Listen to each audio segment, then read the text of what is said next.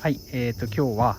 私のバイクのロードホッパーのちょっと車両紹介をしたいなというふうに思います。で、ロードホッパー知らない、名前聞いたことないっていう方もたくさんいると思いますし、あとは名前聞いたことあるけどよくわかんないっていうような方たくさんいると思うので、少し紹介できればなと思ってます。はい、ロードホッパーですが、もともとどこのバイク、どこのメーカーのバイクかっていうと、ご存知の方も多いかもしれませんが、バイクとかのパーツをたくさん取り扱っているプロトという会社のゼロエンジニアリングというメーカーが出しているロードホッパーというようなバイクになります。でロードホッパーって言っても、タイプ1からタイプ9まで、たくさんの種類、モデルがあるようなバイクになってます。でただ日本で展開されているバイクっていう意味で言うと、主に3タイプですね。タイプ2、タイプ5、そしてタイプ9と、その3種類が主に日本で展開されている3モデルになるかなと思います。おそらく一番ロードホッパーの、定番型と言われるのはタイプ5になるのかなというふうに思います。でタイプ5はいわゆる、日本人向けに作った、日本人の体格をイメージして作った、バイクになります。で、木村慎也さんですね、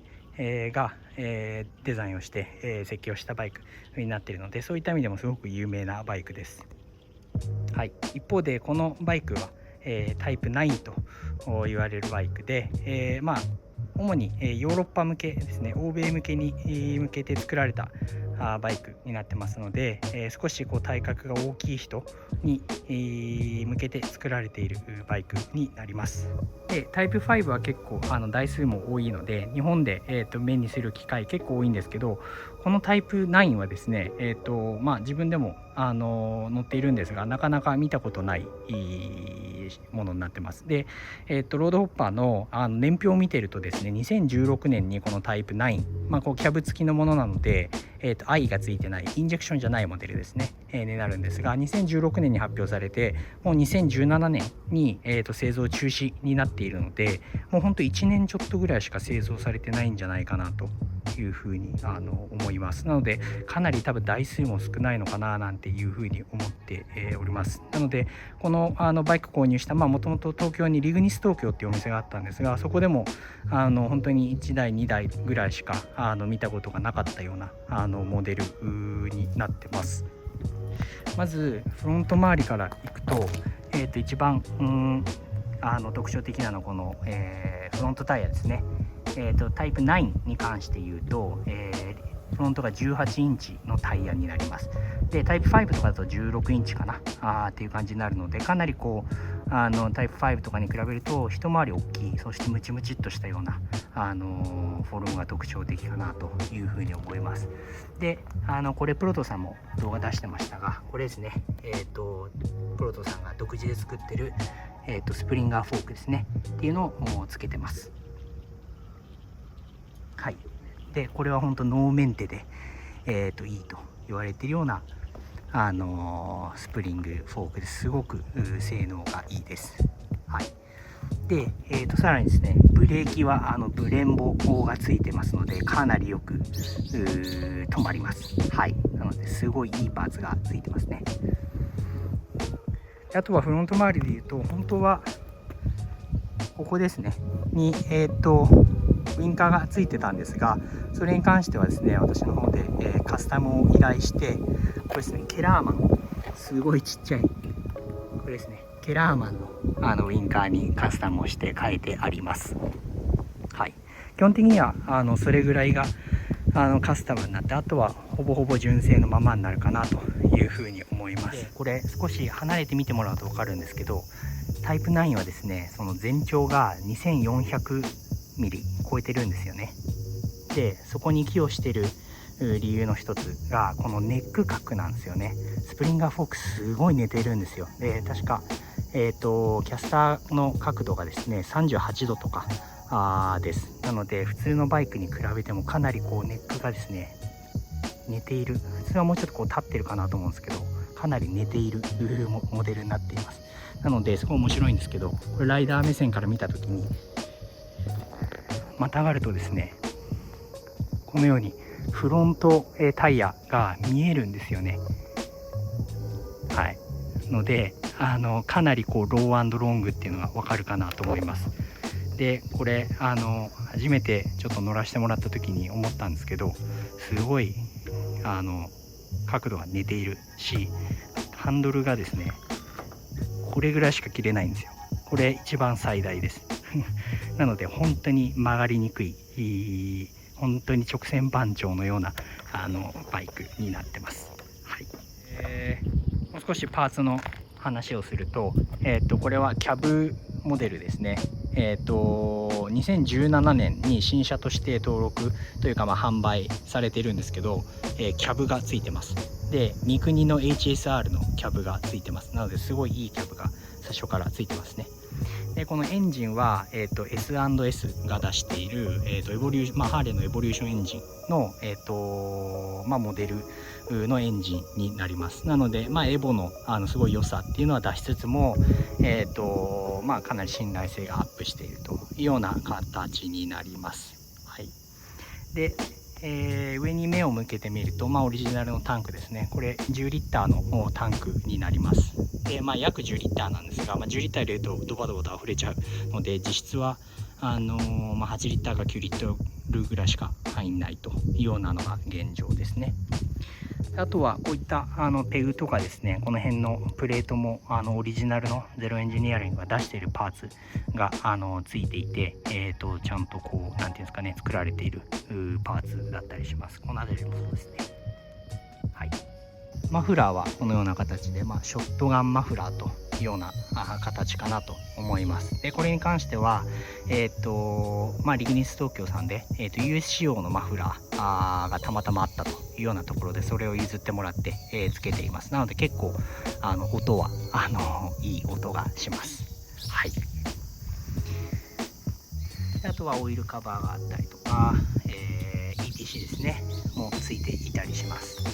でシートはこれも最初からついてるやつですが、これ合成ですかね、合皮のシートだと思うんですけど、かなりこれ座り心地いいですし、滑らないですし、全然お尻も痛くならないですので、これはすごいいいですね。はい。でここがタイプ9のすごい大きい特徴の部分になってくるかなと思いますが、ここですね、実はこれサスがついてるんですね。でこうやって引いてみるとですね、一見リジットフレームのように見えるんですけど、実はこれサスがついているというようなバイクになってます。そこが一番大きいタイプ5とか他のモデルと異なる部分になるのかなというふうに思います。これ実はですね、こうやってちょっと回って横から見てみるとですね、実はここのフレームがあるんですけど、もう一本奥にあるんですよね。でそことこう連動してショックを吸収して動くというような形になっています。なのでハーレーのソフテイルと同じような感じといえば同じような感じなんですが、リジットのような見え方なんだけれども、実はサスが入っているというような形になってます。さらに、後ろから見るとこんな感じですね。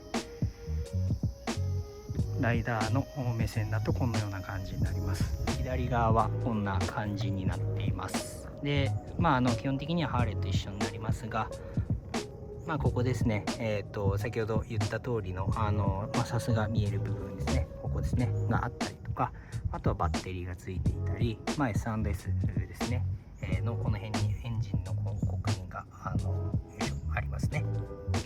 でここにチョークレバーがついていたり、ここにガソリンコックがついていたりします。あとはやっぱり一番大きいのはここですかね、オープンベルトです。で僕のタイプ9に関して言うと、最初からオープンドライブのモデルというようなもので、リベラプリモのオープンドライブがついてます。でこれすごいいいやつらしくて、もう今でも生産中止になっちゃっているので、なかなか交換したくても交換できないらしいので、ちょっと大事に扱っていければなというふうに思っております。はい。左側はそんな感じでしょうかね。で少し前に回るとこのような形になっています。かなりロー&ロングで、直線走るときはすごい安定しているようなバイクになります。はい、ではエンジンをかけていきたいと思います。ロードホッパーの場合は、イグニッションのキーがここにあるので、オンにして、チョークを引きます。でガソリンコックがオンになっていることを確認して、ここですね、もうイグニッションキルスイッチオンになってオフになっていることを確認して、ボタンでスタートします。でタイプ9に関してはキックとかついてないので、もう完全にセルでスタートできます。ではかけていきたいと思います。かかりました。US 仕様のマフラーなので、これかなり音が大きいですが、結構のぶといいい音がします。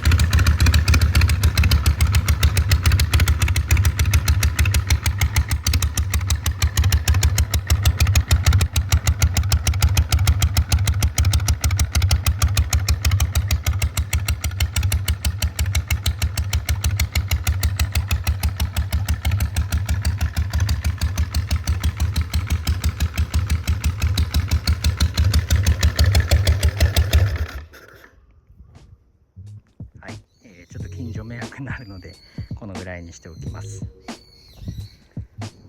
はい、以上が、ロードホッパーのタイプ9ですね、の紹介になりました。ありがとうございました。